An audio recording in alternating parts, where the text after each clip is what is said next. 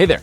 Thanks for tuning in to the E-commerce Evolution podcast. I want to take just a minute and tell you a little bit about my agency, OMG Commerce. Now, we work with some of your favorite 8 and 9-figure D2C and omni-channel brands, and our specialty is profitable scale. We love taking great brands and amplifying their growth profitably.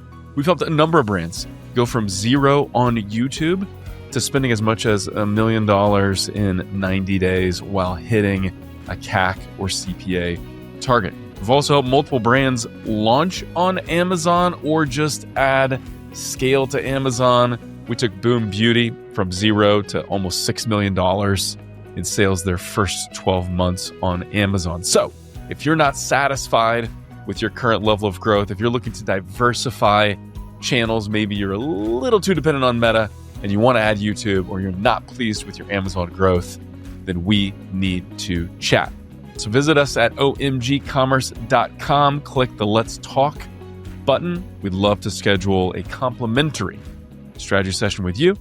And with that, back to the show. Well, hello and welcome to another edition of the E-commerce Evolution podcast. I'm your host, Brett Curry, CEO of OMG Commerce. And today is a unique episode. I'm flying solo on this episode. And I thought this would be important to kind of kick off 2026 by talking about 7 habits that the best brands adopt that struggling brands do not. And so if you want to make this your best year yet, which I think everything's going to line up this year to make it possible for this to be your best year yet, you need these habits in your business. And here's what's interesting. As an agency, we work with a lot of 8 and 9-figure brands. We partner with brands like Native and Mando and Dude Wipes and Jones Road Beauty and Crumble Cookie and a bunch of others. And we just get to see the way a lot of great brands operate. We get to watch tens of millions in spend through various MTA platforms and in platform, and we're strategizing and measuring. And so we have a very unique perspective as an agency at OMG Commerce. And so I want to share with you what I believe you need to do to make this the best year yet. I love the book Atomic Habits. I fully believe what James Clear says, that you don't rise to the level of your goals, you fall to the level of your systems. And really, systems is just another word for habits. And then I've also heard another quote recently that I love, and this is one that I've had to apply to OMG in my own business, my own life. It's, hey, your current system is perfectly designed to get the results you're getting right now. So don't like your results, change your system or change your habits. So I've got 7 of them. Let's get after it. First one, the best brands, they measure only what's actionable. You can always tell if there's someone kind of new to digital marketing, new to Google Ads, or new to Meta, or just new to D2C, because they're just going to puke up information, right? They put together a deck. It's going to be loaded with every metric possible. You have a discussion with them. They're going to talk about all kinds of stuff, and a lot of it just does not matter. However, the best strategists, best agencies, best brands, they know the numbers that matter, and those numbers are the ones that are actionable. Now, I like having more data. I think having more data can be good, but only if you know what to do with it. And I think only if you go into building a dashboard or running a meeting or building a deck with the idea of, here's what we're going to do based on this data. So I'll give you kind of 3 questions that I really like before starting some new initiative, some new marketing or growth initiative. And this will help you measure what's actionable. So, we get the privilege of working with some pretty big brands who haven't run YouTube, right? We're known as a YouTube agency. We do more than that, but that's what we're known for. And so we're some pretty big brands that have never been able to crack the code on YouTube, and we help them scale on YouTube. A few of the questions we ask ourselves and then we discuss with the brand before we launch are these. So 1, what do I expect to see? So week 1, month 2, as we start to scale, what do I expect to see? What metrics do I expect to be able to get an early read on? And when I do, what does that mean? So what do I expect to see? When do I expect to see it? And then if what I see is better than or worse than what I expected, what am I going to do? right? And so thinking this through ahead of time is critical. Otherwise, you get a few weeks into a new initiative or a new campaign or a new channel, and you're like, well, here's the data. I don't know, like, let's keep going, I guess. And so a few things we want to look at as an example. So let me just kind of break down YouTube for you a little bit. We have different benchmarks we like to look at for a variety of metrics, but a few of them are view rate and click-through rate. Now, these numbers don't really matter in the sense that all I want is sales, right? I want incremental new sales. I want new customers. I want this channel to grow my business, to drive new demand, things like that. But all of these numbers have a meaning and can then inform an action. So I've got different benchmarks I want to see as far as view rate goes across different placements, whether that ad's running on TV or shorts or mobile non-shorts or tablets or desktop or whatever. I know what I'm expecting based on a category, based on a type of ad. If it's lower than that, I'm going to say, hey, I don't like the targeting. We're speaking to the wrong people. Or two, maybe I don't like the hook of this ad, or this ad isn't as good as we thought because the numbers are showing it. So if we see these numbers, here's what we're going to do. We're going to tweak the audience, and then we're going to go back to the drawing board a little bit or tweak the ad, right? So this is what I expect. When will I expect to see it? And then what action am I taking because of that? Another just quick nerdy thing that's YouTube related, but this applies to really any area of business, looking at numbers like this. Inside of YouTube, we see things that are called engaged click conversions and engaged view conversions. So conversions that are click-based versus conversions that are more engaged view-based. Well, that breakdown or that composition can change over time, where some campaigns are driving a lot of click conversions, some campaigns are driving a lot of view conversions. Well, I want to come into a campaign saying, this is what I expect it to be.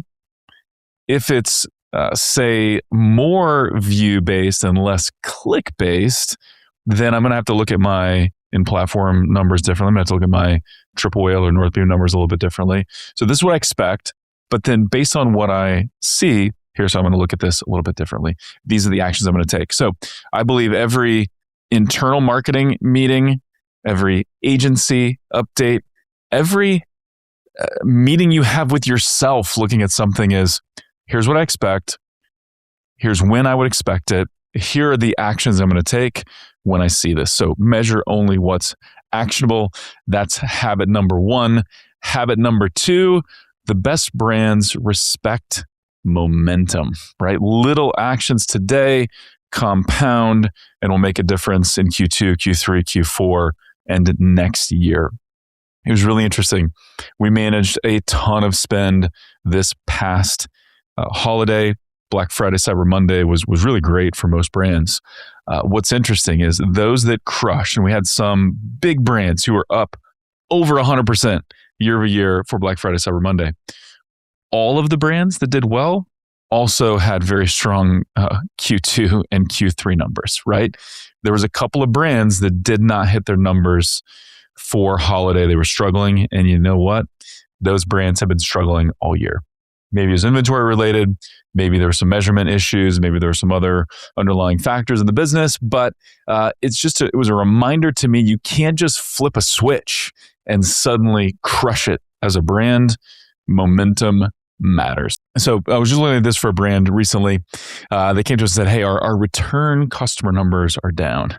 And we got looking a little closer and we're like, yeah, it's because you missed your new customer number for 3 or 4 months in a row, right? And so return customer numbers are predicated on those new customer numbers. And so we've got to build that momentum, right? You can't just survive off of efficiencies with return customers. You have to be driving new customers, right? You can't just let things run in platform and then expect to see improvements on search and shopping and with your meta retargeting if you're not doing the little things day in and day out. And so making little tweaks, little adjustments, 1% improvements here or there, stack those up over the course of a month and over the course of a year, and you are dramatically better than you were before. Again, that's a kind of a principle of atomic habits.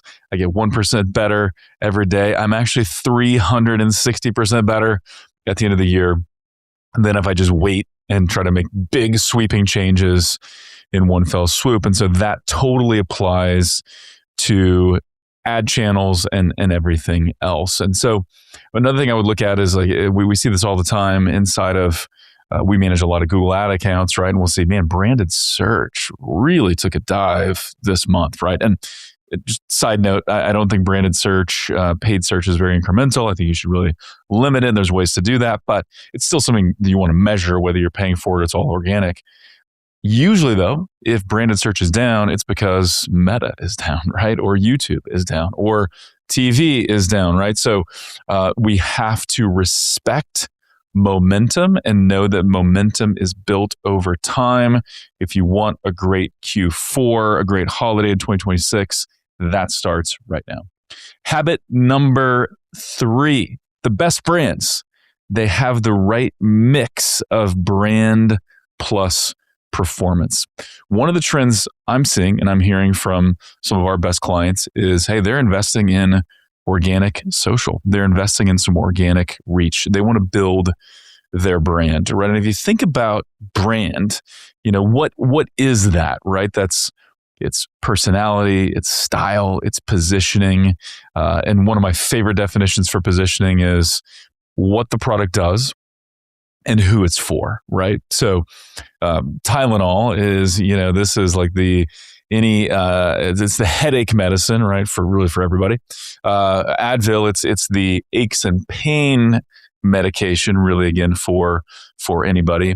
Who is Nike? Nike is the performance footwear, athleisure, whatever, for athletes, people that play. It's for athletes, right? I'm wearing On Cloud shoes right now. I love On Cloud shoes.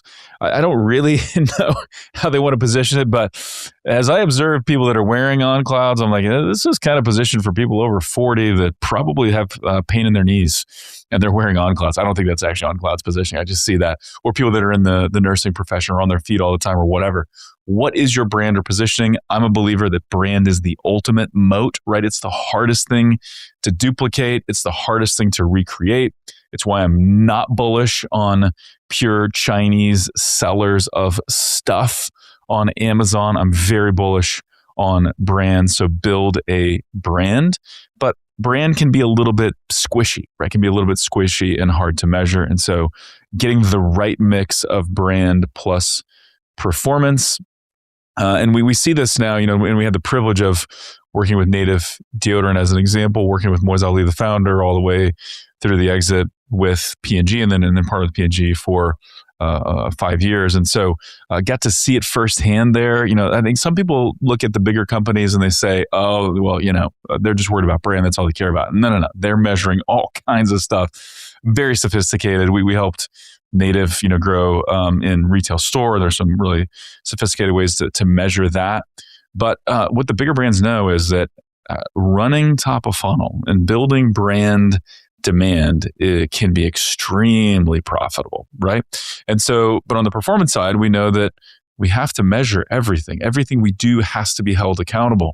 My YouTube ad has to be accountable. All of my Meta ads have to be accountable. If I test connected TV or if I'm running App 11, all of it has to be accountable, but it's all measured a little bit differently, right? I'm going to measure my YouTube a little bit differently than I measure my Google Shopping. I'm going to measure my prospecting Meta differently than I'm going to measure my retargeting Meta. And I'm going to measure all that differently than I measure my App 11. And so having the right mix of brand plus performance is incredibly valuable. I heard on one of my favorite podcasts, Marketing Operators podcast, shout out to the Connors and Cody, Connor McDonald and Cody Plofker. They were talking about, hey, I think brand spend, you should be able to put it on the balance sheet, right? Capitalize that because it's valuable. It's like building a location. Really, you can't do that, but it kind of makes sense. Spending and investing in brand pays dividends for a long, long time. But the best brands, the top brands, they get the right mix of brand plus performance.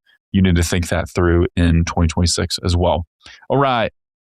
Habit number 4, related, but the best brands, they get the right capture and demand generation. And so this is the world we've lived in for a long time, being a Google and a YouTube shop and an Amazon shop, is that but there's a lot of activity, a lot of growth to be had across most verticals by just capturing existing demand, right? We're consulting right now with a very large auto parts manufacturer, and we've assessed their business, ran an audit, and we believe we can grow them tremendously by a few multiples just by leaning into demand capture on Amazon. So we're going to do it. But throw in some demand generation there, and you've got a real winning formula. So this mix of demand capture and demand generation, it does vary based on your product, right? So Boom by Cindy Joseph, longtime client. Shout out to Ezra Firestone. We've managed their Google and YouTube, I think, for 9 years, 10 years, something like that, maybe a little bit longer. Helped them launch on Amazon. They went from $0 to $6 million a year their first year on Amazon when we launched them. But this is one of those brands that's interesting in that in the early days, nobody was looking for pro-age cosmetics. That was not a search term. They had kind of invented it. So nobody was looking for that. So everything really had to be like very top of funnel or bottom of funnel, right? There's really no mid funnel because there wasn't existing demand for their product. Now, over time, they've created this category. Now, a lot of skincare companies are talking about pro age and things like that. And so now there is kind of a mid funnel, and there is some existing demand that other people are creating that Boom can go and capture. But in the early days, it was all demand gen and a little bit of bottom of funnel demand capture. With auto parts, there's a whole lot of demand capture right there in the middle of the funnel that you can just go get, and you'll still do better to run some top of funnel, some demand gen as well. So the best brands get the right mix. What does that look like? What should that look like for you? And where are you missing opportunities? We see this all the time, again, because of the nature of our agency, where someone's smashing it on Meta, and we help with Meta as well, but they're smashing it on Meta, but they've ignored non-brand search. Well, for certain categories, a ton of categories, even vitamins to auto parts to apparel, people are searching for stuff on Google, and you need to get your products there. And so getting the right mix of demand capture and demand generation, that's what great brands do. That's what you need to do as well. This episode is brought to you by Threecolts. What do L'Oreal, Celsius, Samsung, and Quest Nutrition all have in common? They trust Threecolts to recover hidden revenue, unlocking 2 to 5% in extra cash flow. That's more budget for PPC, channel expansion, or pure profits to fight margin compression. Now, Threecolts is offering you the same advantage completely free. They'll recover your first $1,000 at no charge. No catch, no upfront costs, just a real $1,000 to show you why the world's leading brands choose Threecolts to recover cash and cut shipping costs by 10 to 30%. Alternatively, Threecolts offers a complimentary month of multi-channel pro valued at $999 to facilitate the launch of your products across 30 plus e-commerce marketplaces. Either way, improve your margins and grow your online revenue with Threecolts. Next one, so this is habit number 5.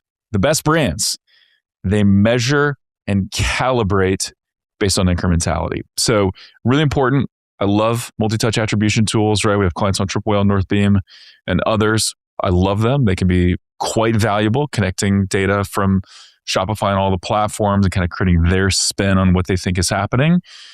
It's click-based, right? So it's still very reliant on click-based data.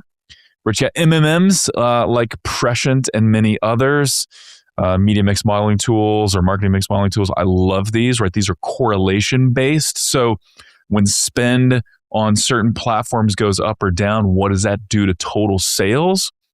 And with that, you can look at, hey, what should my optimal marketing mix be? And is this channel actually driving performance or not? We've seen this a lot where, we help brands launch on YouTube or grow on YouTube where, man, as YouTube grows, tools like Prescient will say, whoa, something going on here because a sales move is happening when we spend more on YouTube. But here's the deal. All of that needs to be calibrated with incrementality tests, right? So how are we pressure testing that? How are we sanity checking that? And getting a good read on whether we're looking mostly at in-platform or we're looking at an MTA like Triple or Northbeam, or whether we're using an MMM tool. Are we calibrating that with incrementality? Now, House Analytics Gold Standard, for sure. We've had the privilege of working with House on a number of brands. Love looking at those reports. Highly actionable if you know what you're looking at. But there's also other places to start, right? And so this is something that Google's leaning into, Meta's leaning into. I think for this year, they're going to lean more into it. I think it's going to become more table stakes. I think all good brands are going to be measuring incrementality, at least in platform, if they're not doing something like House or something more advanced. But what we see on the Google side, as an example, is they've got a couple of tools, but one is called Conversion Lift. And this is similar to what a House does. House does, geo holdouts. Hey, this part of the country, we're going to run YouTube ads in it. This other part of the country, we're not going to run YouTube ads in, but everything else is going to remain constant. We're going to measure sales over the course of 2 weeks, 4 weeks, 6 weeks, plus a post-treatment window. And then we're going to see how incremental was YouTube. How many more sales did we get in these treatment markets or test markets versus the control? And that's going to give us some data on how incremental was this. Well, the cool thing is now Google and Meta will do this for you, right? You got to set it up, but they can do geo holdouts or what's called user holdouts. So what's cool about a user holdout is basically what Google or Meta would be saying is, hey, this is the universe of an audience that is eligible to see your ad, meaning they fit your targeting and your parameters and like your campaign settings. So this is a group of people that could see your ad. We're going to hold out a portion of them and they won't see the ad and the rest will. And then we're going to measure what is the difference. What's the difference or the delta between those exposed to the ad and those not exposed to the ad. We did this for a large home product brand recently, and it was fascinating, right? What we saw actually was the results when they did the holdout test were better for YouTube than even in platform, and we're able to see kind of the incremental lift in conversions, purchase conversions, and add to cart conversions, and overall ROAS and stuff. And it just gave a lot of confidence. It was like, hey, we were seeing good things. We were seeing traffic increase. We were seeing all these positive things. We saw conversions in platform, but one thing that happens now is even if you're like excluding past customers, you're excluding visitors, even like getting really restrictive on your exclusions, previous customers are just going to sneak in. They're just going to sneak in there. And so we want to run these incrementality studies to understand truly how incremental was this campaign. You can do the same thing with Meta now and run incrementality studies and eventually we're going to be able to optimize for incrementality and some really cool things like that. And so the best brands, they are continuously testing incrementality, because what we've also seen, and we've seen this with big brands, where they'll run an incrementality test for connected TV or for YouTube, and they'll do it through like a non-peak part of the year. They'll get an incrementality read. They'll do another incrementality read during a sale period or during a holiday, and they may get a much different read because there's a lot of noise and a lot of stuff going on during holiday, especially, but also during other sales periods. And so you've got to be continuously looking at incrementality, understanding how incremental is a channel, how incremental are different offers or different ads, and how incremental is it at a set spend. Because we may find that at a certain spend, it's highly incremental. You go too far beyond that and it becomes less incremental, right? And so the best brands, as a habit, they're measuring and calibrating for incrementality. Make this the year you get serious about incrementality. Habit number 6, the best brands, they master creative rhythms and creative diversity. And so this is something that we lean into a lot as an agency. Everyone knows that creative is the biggest lever. You will win or die as an agency or as a brand based on your creative. How good is it? How does it resonate? How much do the platforms love it? How much do users love it? And can we grow with this creative? But you got to get the right creative rhythms. And so we call these creative feedback loops. These can be very compressed, very fast, or they can be a little bit more drawn out depending on the channel that you're leaning into. But ultimately, we need to start with a hypothesis. Then we're going to ideate for new ideas, right? Then we're going to create some ads. We're going to launch those ads. We're going to measure, and then we're going to repeat, right? So based on the measurement, they're going to come up with a new hypothesis, new ideation, new creation, launch, and the cycle just goes on and on. That's going to vary though, right? Some of my friends that run huge Meta ads accounts, they're launching 100 ads a day. On YouTube, if you're just getting started, you don't need nearly that many. In fact, the system won't handle it. You may need a handful, and then over time, a few dozen or whatever, but you're constantly launching new ads, testing them, learning from them, iterating, launching new ones.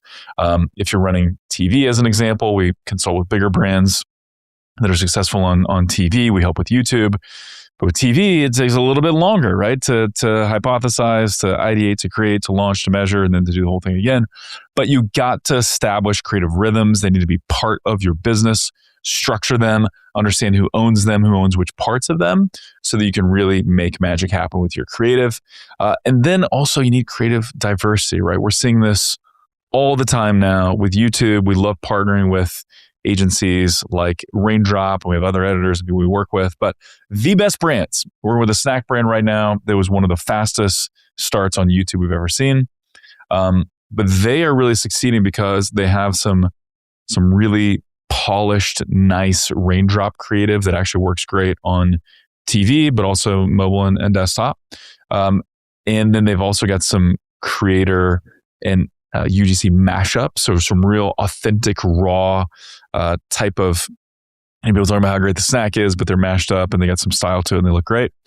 And then also top performing videos from social. And so we see this a lot now across YouTube is the best brands. Those are really scaling. They've got some hero type videos, right? Something that's going to feel or maybe lean a little more like TV, but it can be direct response. They've got some mashups of real stuff, real creators, real customers. And then they're taking the best of what they have on paid social. They're running that on YouTube Shorts and on mobile non-shorts on YouTube. I know creative diversity, it's all the rage on Meta now, right? That's what Andromeda needs is creative diversity. And so the best brands, they have creative rhythms, creative feedback loops that enable creative diversity that then enable you to crush your goals. We've also seen, and I know this is true on Meta as well, if you really just have one type of creative, you're going to hit ceilings. It's going to stop working. So you need that creative diversity, all powered by creative rhythms. And number 7, finally, the last habit is the best brands. They understand what's timeless about marketing so that they can crush what's new. This is where I think, guys like me have been around a while. I started, running marketing in the early 2000s. I'm 20 plus years now at this game. Good marketing principles still apply, and understanding human behavior and psychology and all those things that matters. But here's what's interesting. If you take a look at like what really matters with marketing, really we all know creative is king, right? But let's just set that aside for a minute. What matters more than anything else is who you're talking to, right? If I sell dentures, which I don't, but if I did, I actually have hearing aids. I used to work for some big hearing aid companies. If I'm selling hearing aids and I'm running the best creative, the best ads ever to people in their 20s, I'm going to struggle because they don't need hearing aids for the most part, right? If I am selling the latest fashion, latest hoodies, whatever, to my dad who's 74, he's not going to buy it because that's not his style, right? So who you talk to really matters. And I think it's the most important. What is second most important? I believe it's the offer. What offer are you giving someone? That matters more than anything else. If there is no, and the offer doesn't have to be financially based, right? It doesn't have to be a discount or anything like that, but offers can come in like all kinds of shapes and sizes. It's, I'm offering you this benefit at this price. This is a killer offer. I'm offering you this benefit at this price with this kind of guarantee. That's a great offer, right? So who you speak to is most important. The offer is second most important. And then the way you position it, the way you say it, all the elements of your creative, that's third. Now, what's interesting is, with Meta, you're not picking your targeting almost at all, right? I know some people have different philosophies there, but mostly the creative is the targeting, right? You're building an ad so that you can reach the right person. And so one way I think to frame this or to look at this is, if you're not reaching the right person, it's because you're not saying the right thing, right? That's what's true on Meta. Like the creative is the targeting. Now on YouTube, it's a little bit different. We actually do some targeting, right? We're actually picking some audiences, and we're targeting people based on what they're searching for on Google, or what they're searching for on YouTube, or what they're in the market to buy and things like that. But we're also using the creative as targeting as well. And then we're really thinking through, what is that offer? Am I just talking about the product and that's it? Or is there an offer that I'm presenting and making it very, very clear, this is what you'll get from this product. Here's how much it is. It's a killer offer, right? And so thinking through all of those things, understanding what's core to marketing, then you can apply it to what's new and what's working right now. That's why every year, and I've started doing this again this year, I revisit some of the classics. Ogilvy on advertising, scientific advertising by Claude Hopkins. The style, some of the things don't translate, but the core still works. Human nature still is human nature, right? Just we have different flavors and different applications of things. And it's interesting. I actually picked up an advertising book from college. It was on like media buying. And what's so interesting is I was looking at some of the concepts and I'm like, wait a minute. The platforms are doing these things right now. They're trying to implement these like a CDI, BDI report and other nerdy stuff like that. But understand what's timeless so you can crush what's new. That's a killer habit. So let's review really quickly here as we wrap up. The best brands. And if you want to have your best year in 2026, these are 7 habits you need to adopt. Number 1, they measure only what's actual. You need to measure only what's actual. 2, they understand and respect momentum. You can't just crush it overnight. Momentum is built over time, deliberately, systematically. Number 3, have the right balance of brand plus creative. Number 4, strike the right balance of demand generation and demand capture. Number 5, measure and calibrate for incrementality consistently, not just once, but over time, consistently. Number 6, master creative rhythms and creative diversity. And finally, number 7, understand what's timeless about marketing so you can crush what's new and what's now. And so, hope you enjoyed this. Thank you so much for tuning in. It means the world to us that you tune in. Would love to see that review on iTunes. If you found this episode helpful, please share it with someone else and visit omgcommerce.com if you want someone like our team to take a look at your YouTube, Amazon, email, or Meta. And with that, until next time, thank you for listening. That'll do it for this week's episode. Hey, if you're serious about profitable scale for your brand, we would love to chat. Over the last 15 years, we worked with some amazing brands like Native, Boom Beauty, Arctic, Organifi, Crumble Cookie, True Earth, and many, many more.